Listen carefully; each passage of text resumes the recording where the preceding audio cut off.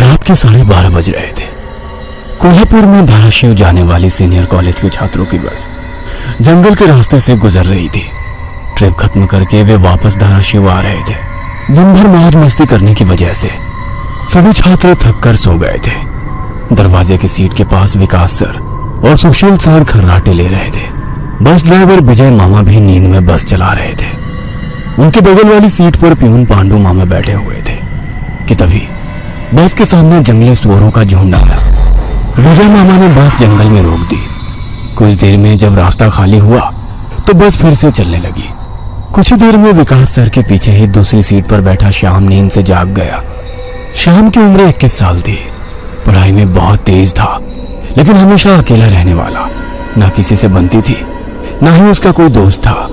वो दूसरी सीट पर अकेला बैठा हुआ था। सर, टॉयलेट जाना है। सर ने आधी आंखें खोलकर खिड़की से बाहर देखा। बस अभी भी जंगल में ही थी। थोड़ी देर बैठ जाओ, जब जंगल खत्म होगा तब मुझे उठा दो, मैं बस रोक दूंगा। वे बोले और फिर आंखें बंद कर सो गए। श्याम बस की खिड़की से बाहर देखने लगा और जंगल खत्म होने का इंतजार करने लगा। कुछ ही देर में जंगल खत्म हुआ और बस वीरान जगह पर आ गई। उसने विकास सर को जगा दिया और उन्होंने ड्राइवर से बस को रोकने के लिए कहा। जैसे ही बस रुकी, विकास सर बोले, किसी को टॉयलेट होना है तो अभी उतर जाओ, वरना बस सीधे धराशिव जाकर ही रुकेगी। आवाज सुनकर पिछली सीट पर बैठा श्रीकांत नींद से जाग गया। विकास सर टॉर्च लेकर पहले बस से बाहर उतर गए। उनके पीछे पीछे श्याम और श्रीकांत भी उतरे और वो दोनों अलग अलग झाड़ी के पीछे टॉयलेट करने गए। श्याम टॉयलेट करके वापस आया, लेकिन श्रीकांत अभी भी नहीं आया था कि तभी श्रीकांत जोर से चिल्लाया। उसकी आवाज सुनकर विकास सर और श्याम उसकी ओर भागे, लेकिन तभी श्रीकांत झाड़ी से बाहर आया। क्या हुआ, क्यों चिल्लाए थे? कुछ नहीं सर, चप्पल से होकर कांटा पैर में चुभा। उसकी आवाज सुनकर ड्राइवर और प्यून भी नीचे उतरे थे। वो सब बस में वापस चढ़ने ही वाले थे कि तभी एक बाइक बस के सामने आकर रुक गई। अरे भाई साहब, यहाँ के नहीं हो क्या आप? क्या आपको पता नहीं कि इस रास्ते पर लोगों को हमेशा चकवा लगता है? बाइक चलाने वाला बोला। चकवा नाम सुनकर विकास सर बोले, हाँ पता है, हम बस निकल ही रहे हैं। और वो सब बस में बैठ गए। सर, वो आदमी किस चकवे के बारे में बात कर रहा था? प्यून ने अगली सीट से ही मुड़कर विकास सर से पूछा। हिंदी में चकवा मतलब छलावा, छलावा मतलब भूत। कहते हैं जो लोग रात में सफर करते हुए मरते हैं, उनकी आत्मा छलावा बन जाती है। छलावा रात को सफर करते हुए यात्रियों को पकड़ लेता है और उन्हें अपने गंतव्य स्थल तक पहुंचने ही नहीं देता। वो बस उन्हें उसी जगह पर घुमाते रहता है। कितना भी भाग लो या फिर गाड़ी तेज भगाओ, आप उसी जगह पर आ पहुंच जाओगे जहां आपको छलावा ने पकड़ लिया था। या फिर वो लोग रास्ते से भटक जाएंगे और उस जगह पहुंच जाएंगे जहां पर छलावा उन्हें ले जाना चाहता है। विकास सर ने बताया। इसके बाद ड्राइवर बोला, और यात्री रात भर उसी जगह पर बार बार घूमते हैं। वो तब तक रास्ता भटकते हैं जब तक सूरज ना उगे। जैसे ही सूरज उगता है, उनकी ताकत कम हो जाती है। मेरे कुछ ड्राइवर दोस्त हैं, उनको भी छलावे ने पकड़ लिया था। कहते हैं छलावा बस उन्हीं यात्रियों को पकड़ता है जो थके हुए होते हैं, क्योंकि उन पर हावी होना बहुत आसान होता है ना। फिर तो छलावा बहुत ही खतरनाक है।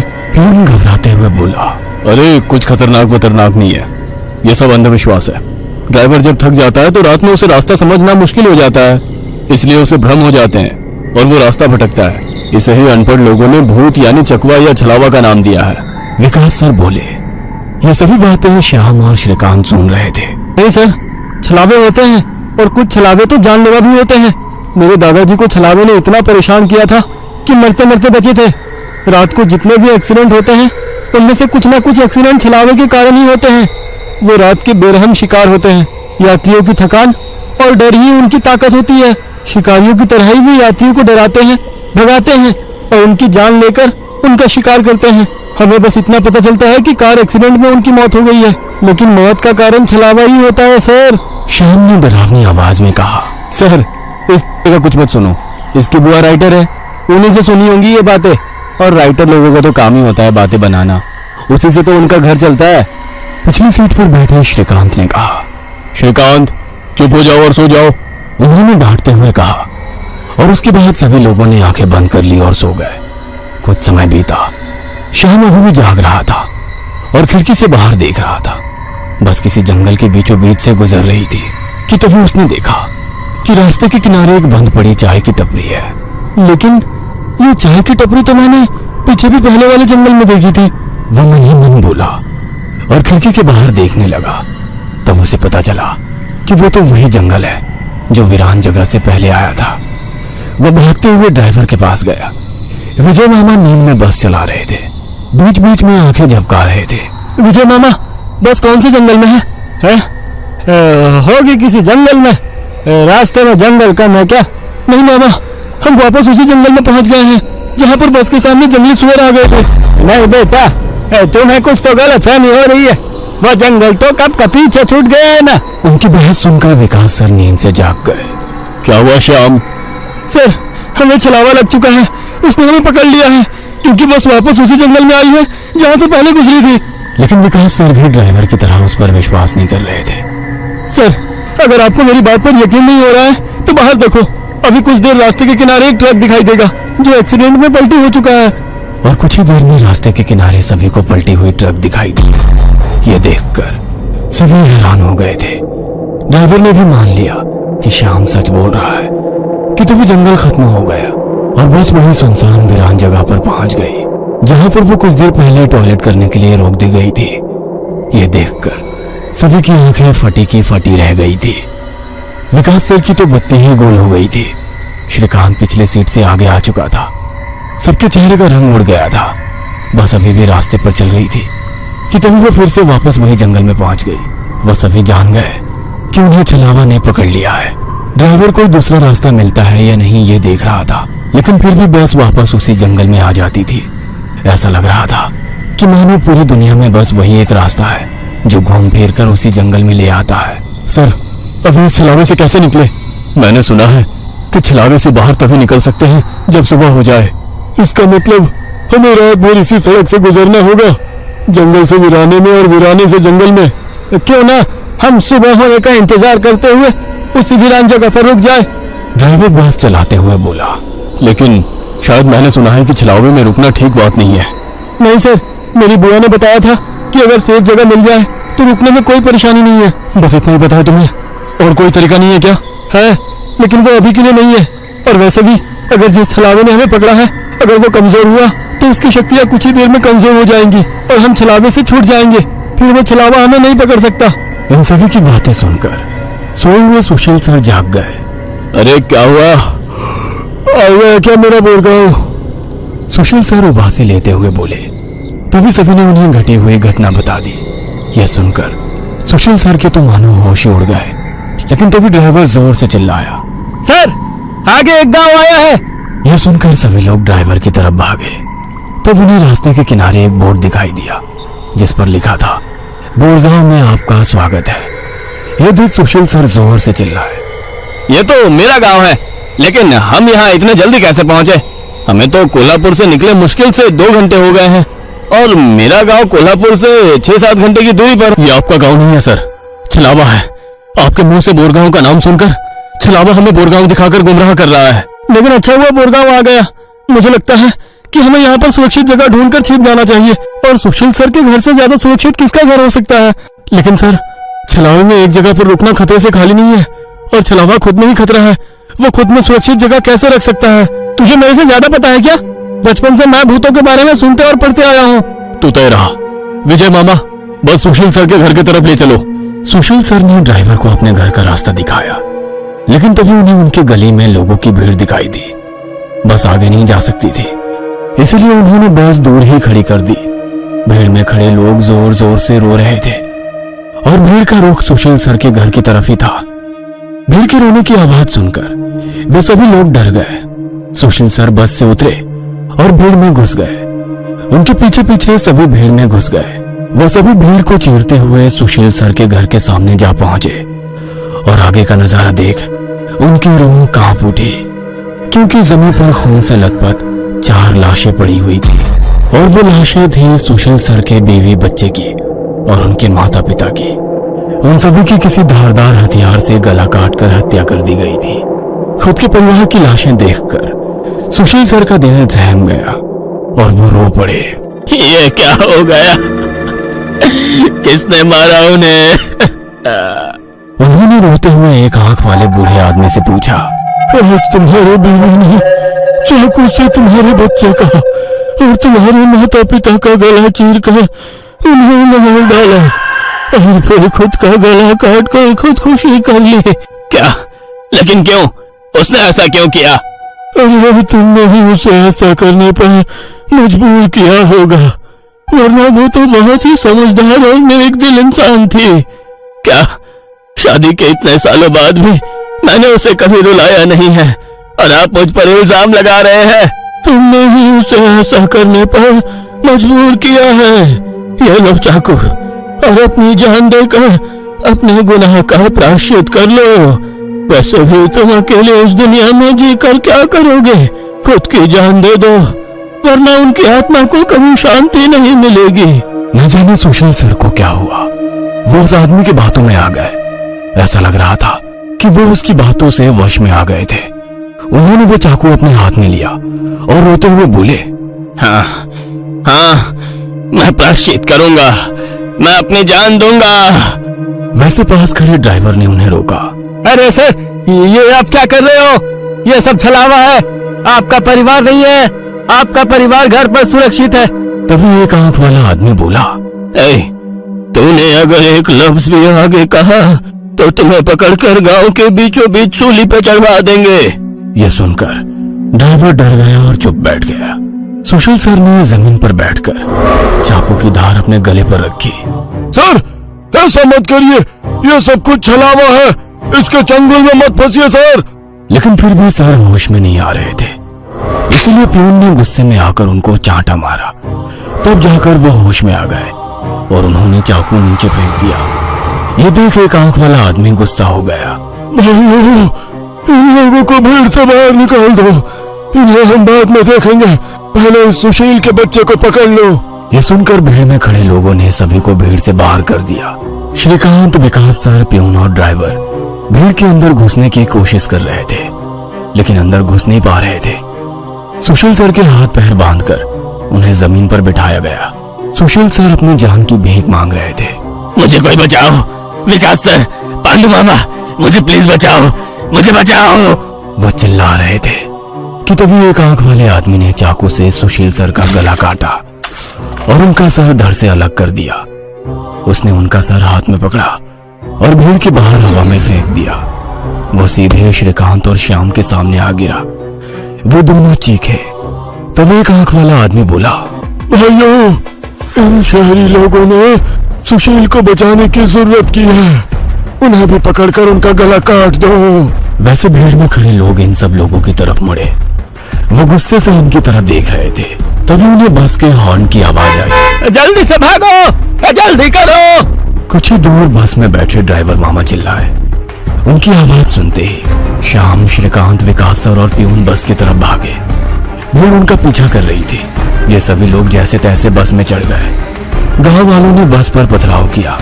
बस के कांच तोड़कर बच्चों के शरीर में उसके टुकड़े घुस गए, लेकिन उसमें से कोई भी नींद से जागा नहीं था, क्योंकि वो सब छलावे के प्रभाव से मोहित होकर सो गए थे। श्याम, विकास सर और श्रीकांत के शरीर में भी कांच के टुकड़े घुस गए थे।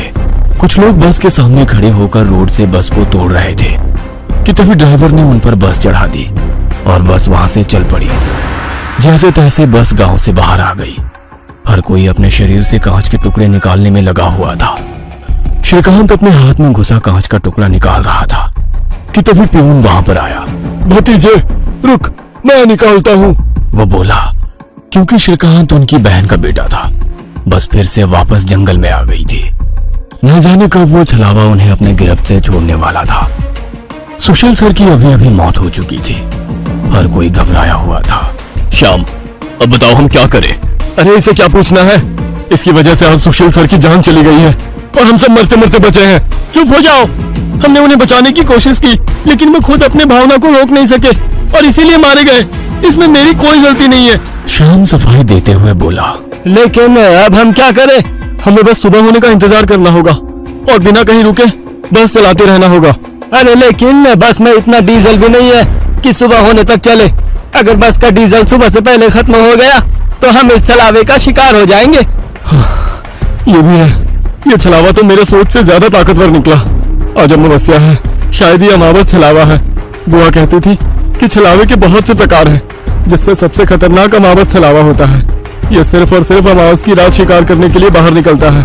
इसे अकेले 2 या 3 लोगों की शिकार करना पसंद नहीं है। जहाँ पर यात्री बहुत सारी संख्या में होते हैं, बस उन्हीं पर यह छलावा हावी हो जाता है।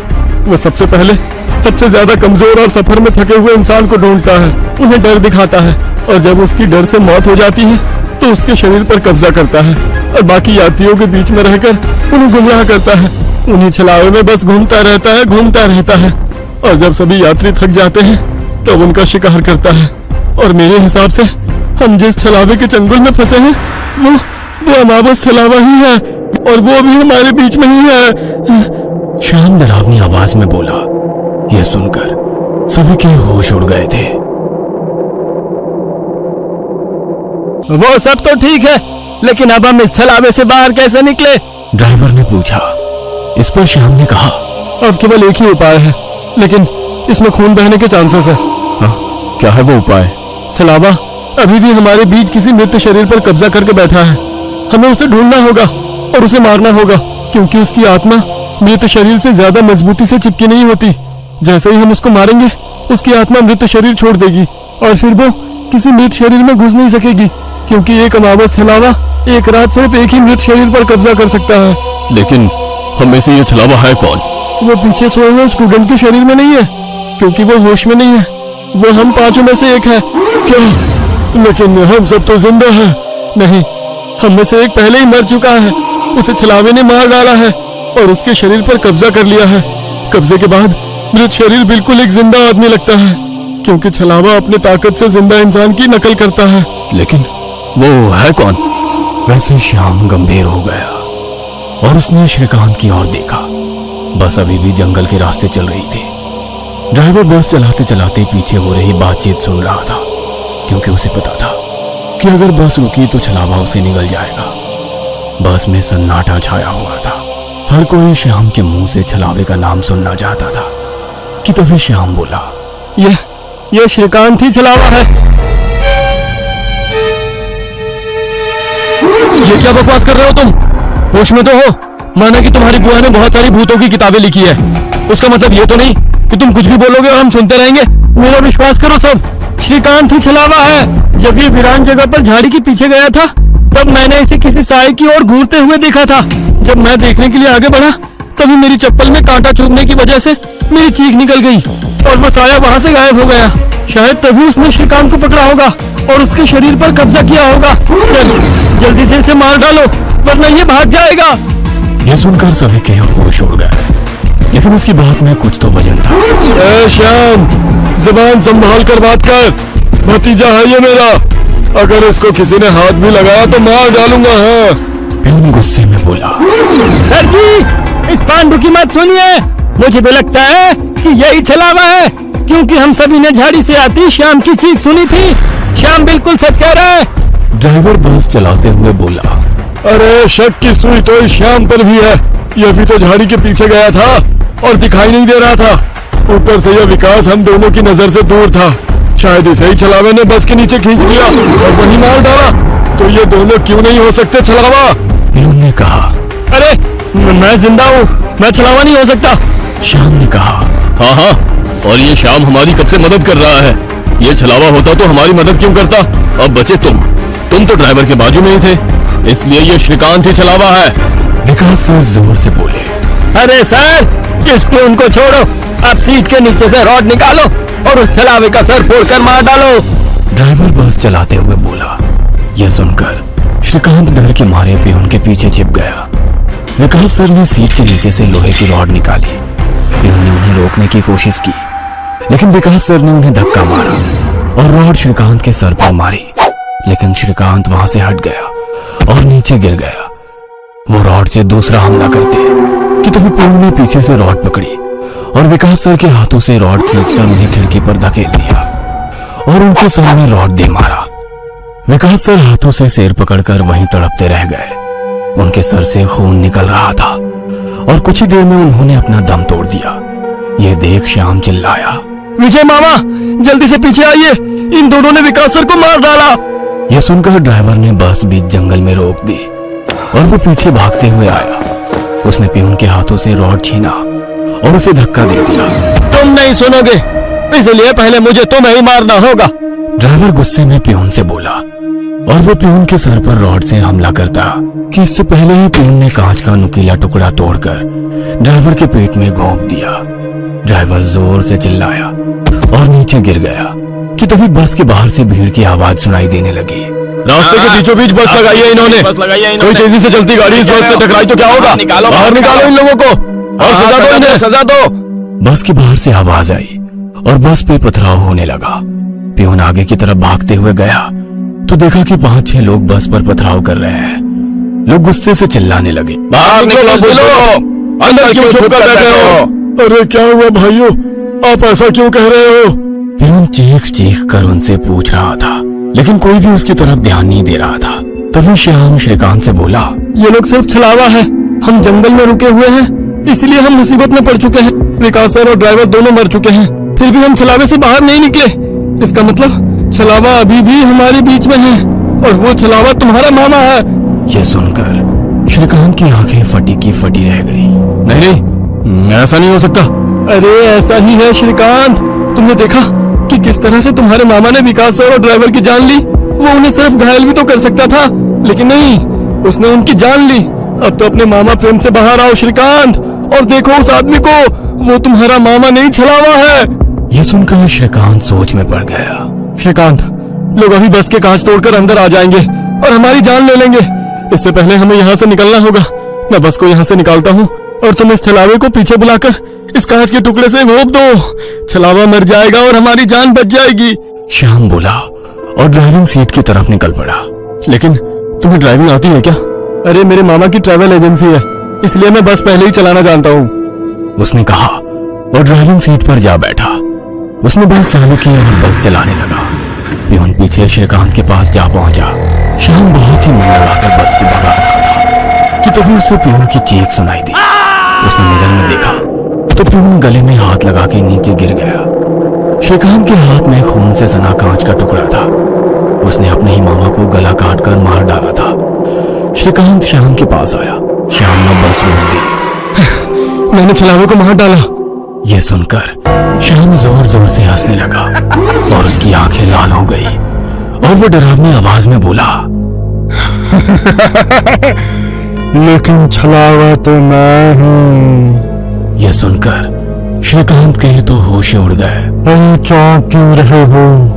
मैं ही छलावा हूँ। जंगल में जब बस के आगे सुअरों का झुंड आया था, तभी मैं बस में घुस गया था।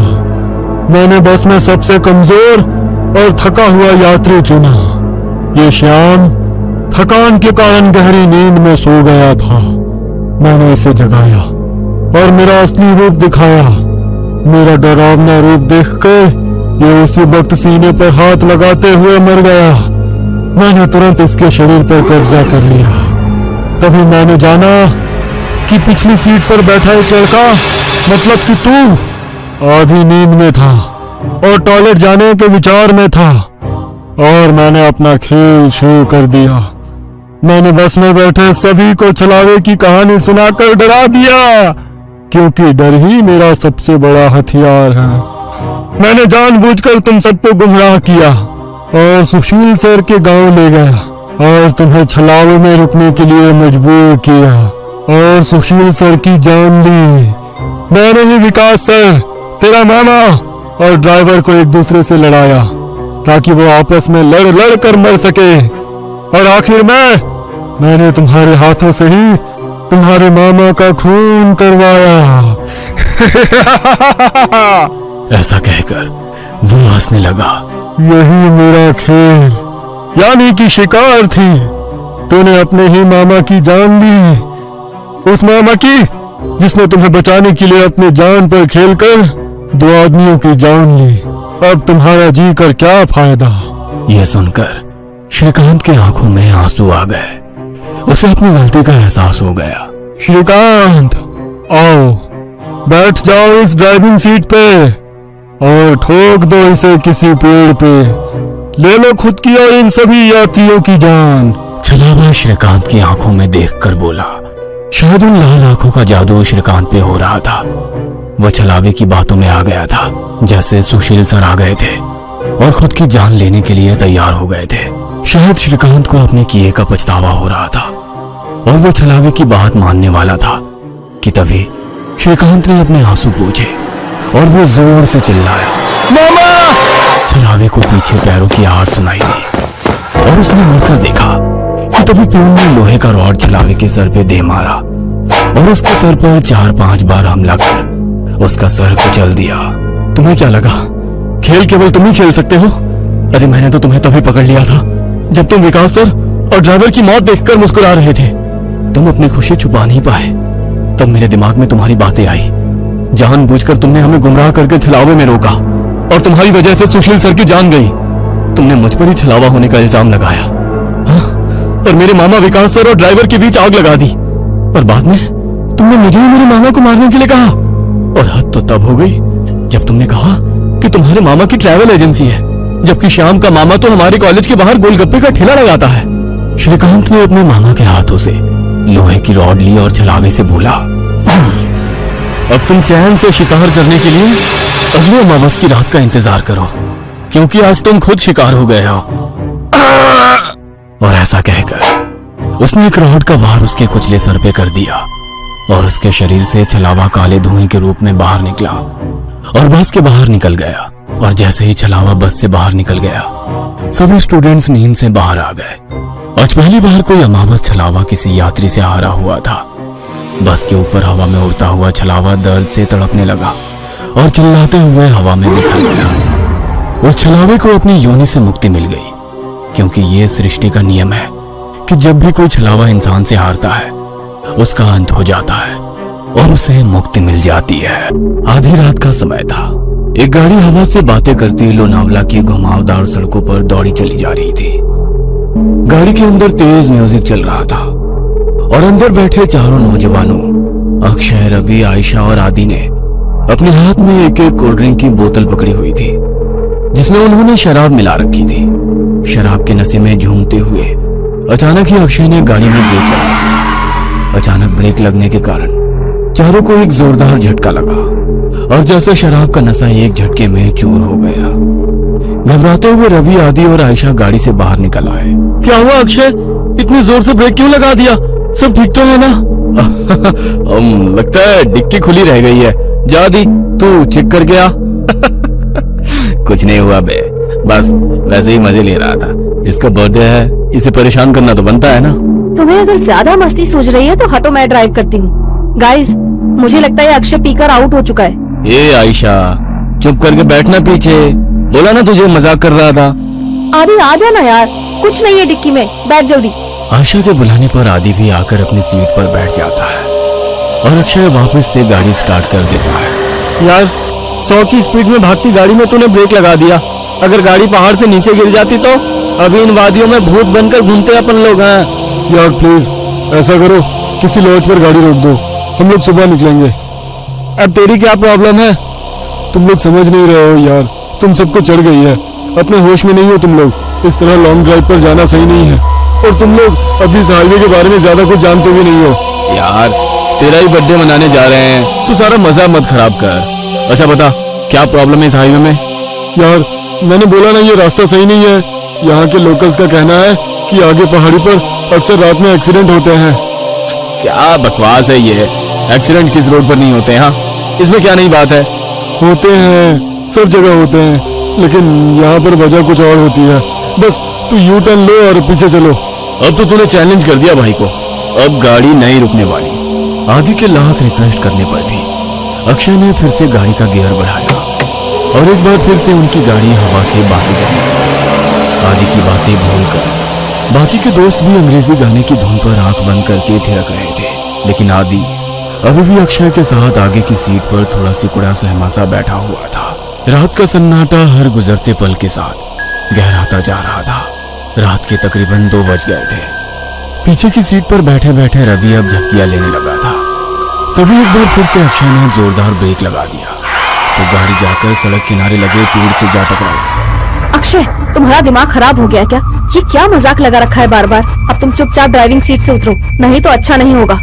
अरे यार, कोई मजाक नहीं है। मेरी गाड़ी के सामने अभी अभी ना जाने कहां से एक लड़की आ गई थी। अच्छा, तो अब कहाँ गई वो लड़की? मुझे तो यहाँ कोई लड़की नजर नहीं आ रही। मेरा यकीन करो आयशा, गाड़ी के सामने एक लड़की थी। उसे देखकर ही मैंने ब्रेक लगाया तो गाड़ी डिसबैलेंस होकर इस पेड़ से जा टकराई। ट्रस्ट मी, मैं कोई मजाक नहीं कर रहा।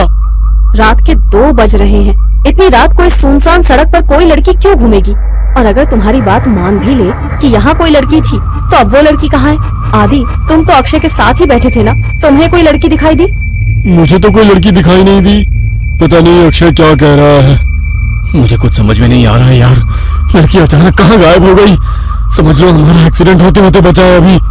आदि, आयशा और अक्षय गाड़ी से नीचे उतरकर बातें कर रहे थे और रवि सब कुछ अनसुना करके चैन की नींद सो रहा था। इसे देखो, अभी गाड़ी खाई में गिर जाती तो ये सोते सोते कुंभकर्ण ऊपर पहुंच जाता। इसीलिए बोलती हूँ, लिमिट में पिया करो। हाँ, तू सही कह रही है। शायद मुझे चढ़ गई है। मैं पीछे बैठता हूँ, अब तू ड्राइव कर ले। ना बाबा ना, अब तो मेरी आंखें नींद से भरी हो रही हैं। तू ही चला गाड़ी, लेकिन अब ध्यान से चलाना। अक्षय एक बार फिर से ड्राइविंग सीट पर बैठ गया और आयशा पीछे बैठकर झपकियां लेने लगी। कुछ देर बाद, यार आदि, मुझे ऐसा लग रहा है हम बार बार उसी रास्ते पर आ रहे हैं। सब गोल गोल घूम रहा है यहाँ। वही पेड़, वही पहाड़। मुझे सच में चढ़ गई है क्या यार? तू एक बार लोकेशन चेक करना। भाई, पहाड़ एक जैसे ही होते हैं, इसमें क्या अलग होगा? आदि अपना मोबाइल निकालता है, लेकिन मोबाइल में कोई नेटवर्क ही नहीं आ रहा था। यार, मेरे फोन में नेटवर्क ही नहीं है। तभी अक्षय को गाड़ी की लाइट्स में सामने एक आदिवासी पहनावे वाली लड़की दिखाई देती है। लगता है मुझे फिर से वहम हो रहा है। अगर अब मैंने ब्रेक लगाया तो ये सब मिलकर मुझे ही पहाड़ से नीचे फेंक देंगे। अक्षय लड़की की ओर गाड़ी बढ़ाने लगता है। अरे, तुझे दिखाई नहीं दे रहा? सामने कोई लड़की है, उसे गाड़ी से उड़ा ही देगा क्या? आदि की बात सुनकर अक्षय लड़की से कुछ दूरी पर ही गाड़ी रोक देता है। अक्षय, अचानक ये लड़की कहाँ से आ टपकी? चुपचाप गाड़ी आगे बढ़ा। मुझे कुछ ठीक नहीं लग रहा है, बाहर मत निकलना। अरे यार, बहुत घबराई हुई लग रही है और रात भी हो रही है। देखने तो देख क्या बात है। मैं बोल रहा हूँ ना, ये रास्ता सही नहीं है यार। यहाँ पर अक्सर लोगों को छलावा लग जाता है। तो फिर शुरू हो गया।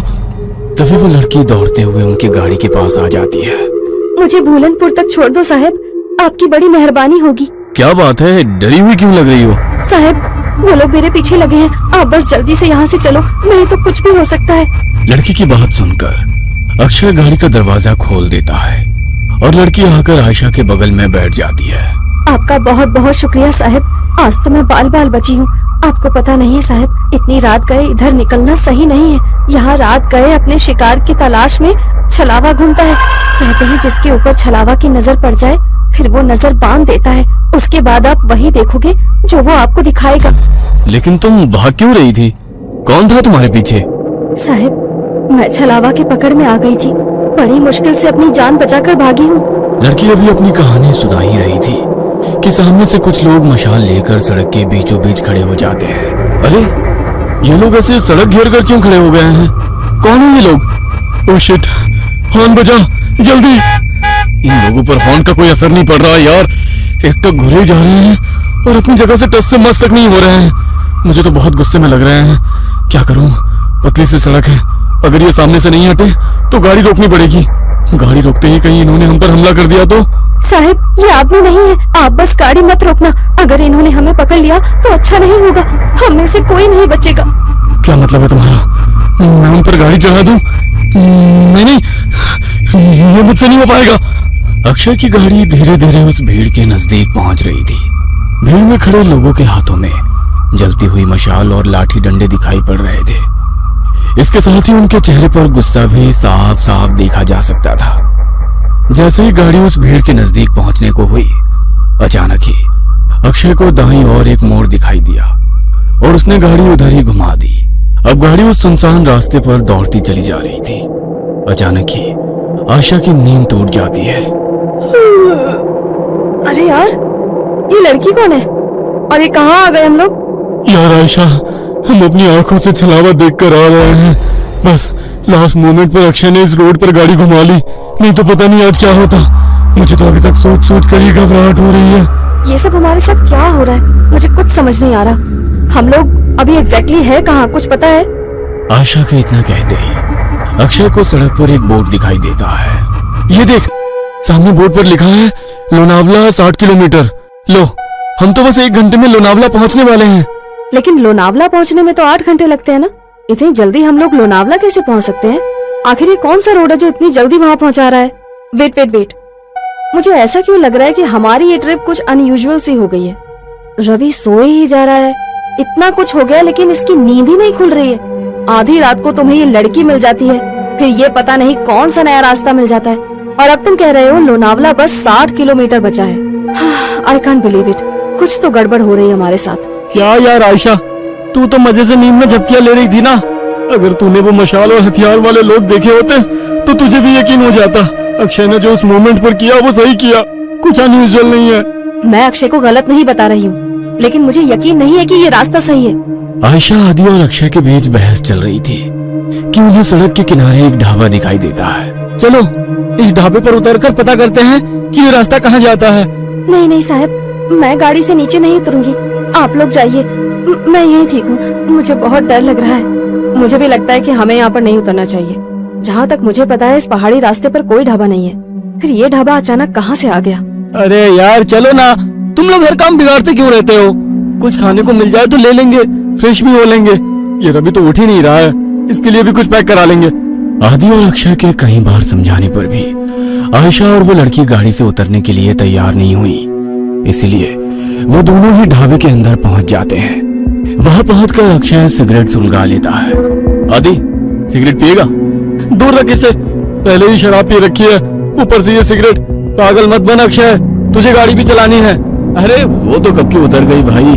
कोई है? अरे भाई कुछ मिलेगा खाने के लिए? अक्षय के कहीं बाहर आवाज लगाने पर एक रहस्यमय सा दिखने वाला आदमी अंदर से बाहर आता है। कुछ खाने के लिए है? अक्षय की बात सुनकर वह आदमी एक प्लेट में दाल चावल निकालकर उसकी ओर बढ़ा देता है। छी, ये कैसा खाना है? इसमें तो कीड़े रेंग रहे हैं। खाओ चुपचाप, हम भी कई दिनों से भूखे हैं। अब तुम आ गए हो, अब हमारी भूख भी मिट जाएगी। उस आदमी की रहस्यमयी बातें सुनकर अक्षय बहुत घबरा जाता है। अक्षय उस आदमी को धक्का देकर वहां से भागते हुए गाड़ी की तरफ आ जाता है। आदि चल यहाँ से, ये आदमी मुझे कुछ ठीक नहीं लग रहा है, यहाँ रुकना सही नहीं है।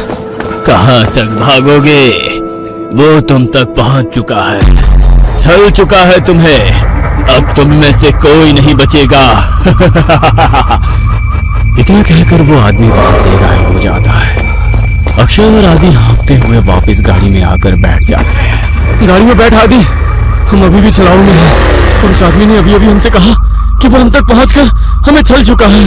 इसका मतलब कहीं ये तो नहीं कि छलावा हम में से ही कोई एक हो? अबे क्या बकवास कर रहा है?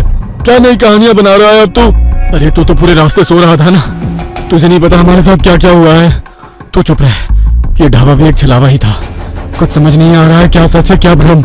1 मिनट रवि, इतनी बार गाड़ी रुकी, इतना शोरगुल हुआ, तेरी नींद कैसे नहीं टूटी? तो रवि ही है ना? कहीं ऐसा तो नहीं कि यही छलावा हो? सोचो गाइस, पूरे रास्ते इसने हमसे कोई बात नहीं की है। ए, तुम लोग पागल हो गए हो क्या? हाँ, मुझे तो लगता है ये लड़की ही छलावा है। आधी रात को सड़कों पर लड़कियां नहीं प्रेत घूमती हैं। मेरी मानो तो इसे पहाड़ से नीचे धकेलकर छुटकारा पाओ इससे, देखना उसके बाद सब सही हो जाएगा।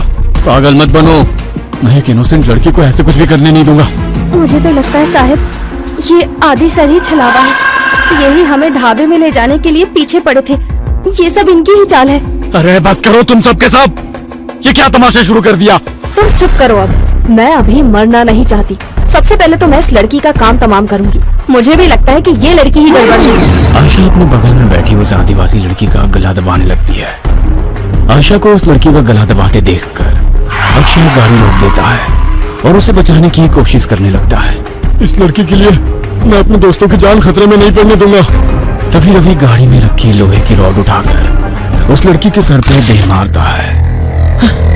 ये क्या कर दिया तूने? बस खत्म हो गई प्रॉब्लम। इसकी बॉडी को गाड़ी से बाहर फेंको और आगे बढ़ो।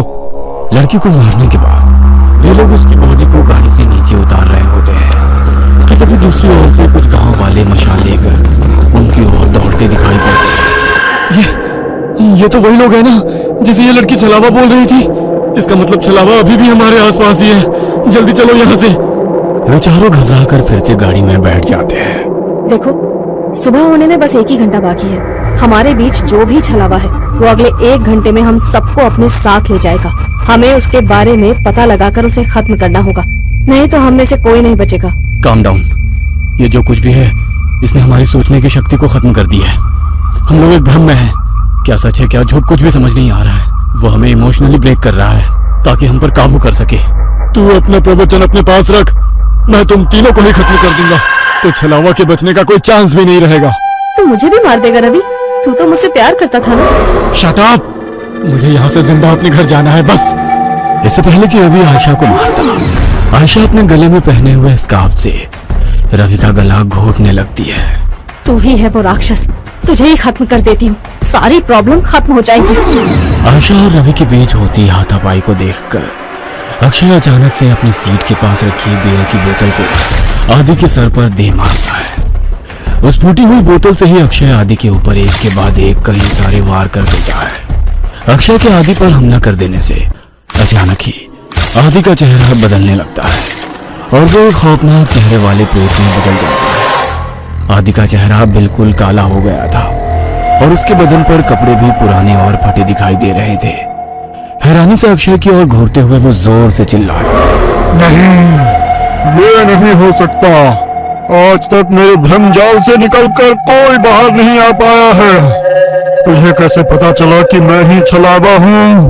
पिछले काफी देर से मैं आज रात की सारी घटनाओं की कड़ियां आपस में जोड़ने की कोशिश कर रहा था।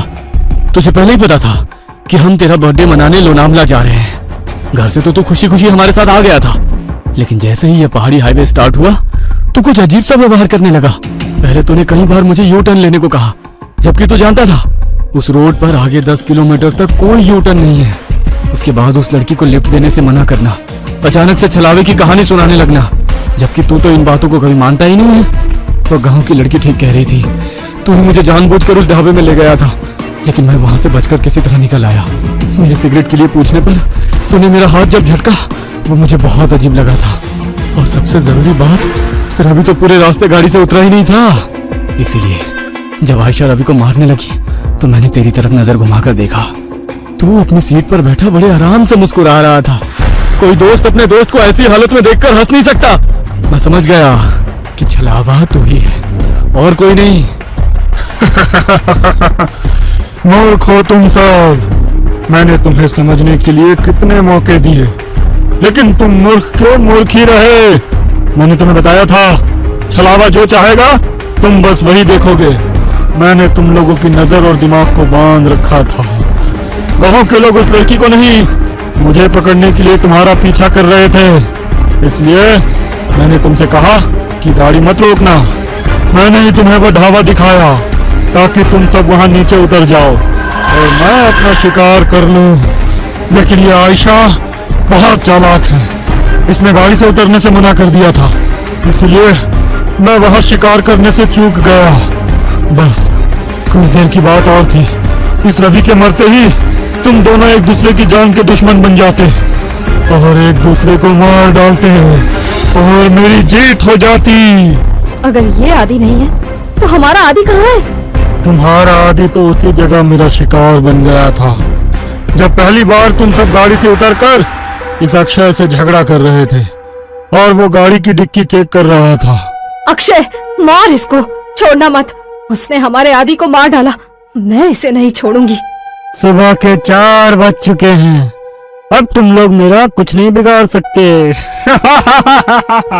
इतना कहकर वो छलावा वहां से गायब हो जाता है।